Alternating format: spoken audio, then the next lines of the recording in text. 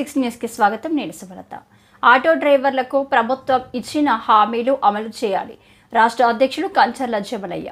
రాష్ట్ర జేఏసీ పిలుపులో భాగంగా బస్టాండ్ సెంటర్ అమరవీరుల స్తూపం వద్ద ఏర్పాటు చేసిన కార్యక్రమంలో తెలంగాణ రాష్ట్ర ఆటో వర్కర్స్ యూనియన్ అధ్యక్షులు కంచర్ల జమలయ్య పాల్గొని మాట్లాడుతూ, తెలంగాణ రాష్ట్ర ప్రభుత్వం ఎన్నికల్లో ఇచ్చిన హామీని తక్షణమే అమలు చేయాలని, ఆటో డ్రైవర్లకు 12,000 రూపాయలు అమలు చేయాలని, కార్మికులకు ప్రభుత్వమే ఆటోలకి థర్డ్ పార్టీ ఇన్సూరెన్స్ సౌకర్యం కల్పించాలని, ఇందిరమ్మ ఇల్లు ఆటో డ్రైవర్లకు ఇవ్వాలని ప్లేకార్డులతో నిరసన తెలిపారు.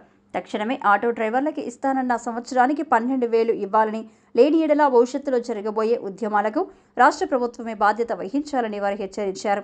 ఈ కార్యక్రమంలో రాష్ట్ర సహాయ కార్యదర్శి బత్తుల సత్యనారాయణ, జిల్లా కార్యదర్శి మర్రికృష్ణ, పట్టణ అధ్యక్ష కార్యదర్శులు అబ్బులు, పాషా, నరసింహ, లక్ష్మణ్, రామరాజు, విజ్జి, కన్ను, చింటూ, బడుగు భాస్కర్, బాబు, జానీ, రాజేందర్ తదితరులు పాల్గొన్నారు.